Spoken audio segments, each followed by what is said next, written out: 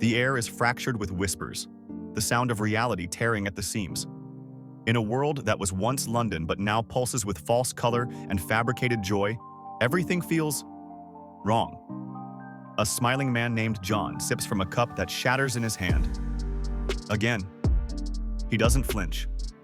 Across the table, Belinda wipes her eyes, forgetting why she's crying. They don't remember who they are. But far beneath their feet, the founder of the Time Lords, Omega, opens his eyes. And the godchild, born in a forgotten time, begins to grant wishes that twist lives into lies. What if every memory was a cage? What if love was a trap? And what if the one person who could save you no longer remembered who they were? This isn't just a reality reset. This is Wish World, and it was never meant to be real. The cup that shatters lies. John wakes in a bed too pristine, in a city that smiles too much. He's been living the same day for weeks, every detail rehearsed. Belinda, his partner, always greets him the same way. Morning, sunshine, don't doubt.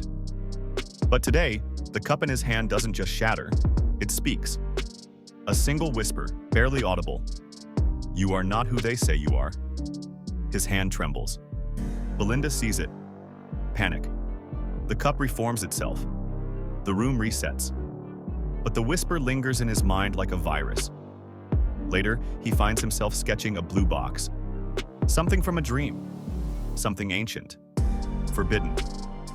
Meanwhile, Belinda watches from the shadows, a tear sliding down her cheek as she clutches a necklace she doesn't remember owning. One shaped like a sonic screwdriver. If you're new to the channel, don't forget to subscribe. You won't want to miss what's coming next. The woman who never was. Belinda begins seeing visions. In the mirror, she's not alone. A flash, herself in battle, screaming, "Doctor!"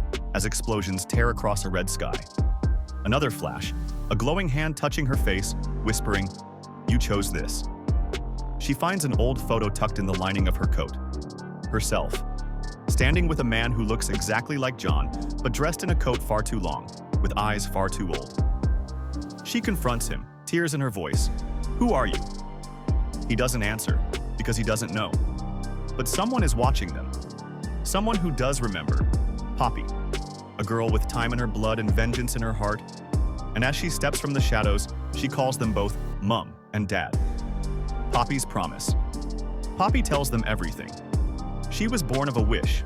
Not just any wish, but one made by a godling swaddled in cloth soaked in the Rani's ambition. She is their daughter, and their undoing. Wish World isn't real, she says. It's a lie designed to keep you still while the real world dies. John laughs, because it's too much. Belinda screams, because it feels true. But before more can be revealed, the sky changes color.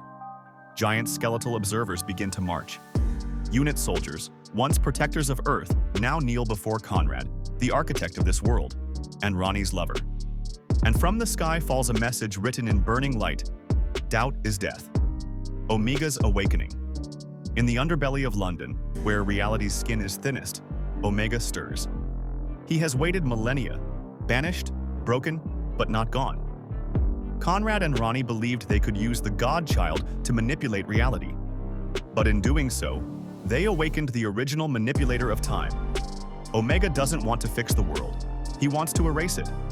As cracks spider through space-time itself, the Rani panics. Her plan was control, not collapse. She turns to Conrad and hisses, "We have to kill the child." But it's too late. The child has already made a new wish, and somewhere, someone has remembered. The TARDIS. The return of Rogue. Jonathan Groff's Rogue is back, swaggering through chaos like it's just another Wednesday. But he's different now. His mind is fractured. He's seen a future where Belinda dies, where John forgets forever, where Wish World becomes the only world. He grabs John and slams him against a wall, whispering urgently, "You're the doctor, and if you don't remember that soon, everyone dies." John trembles. Belinda gasps. Then everything turns upside down, literally. The city flips. Gravity reverses. And floating in the sky, arms outstretched, Poppy screams a single word that splits reality in half. "Mum!" The world is collapsing, but not into fire, into truth. Belinda clutches Poppy, tears streaming as memories flood back.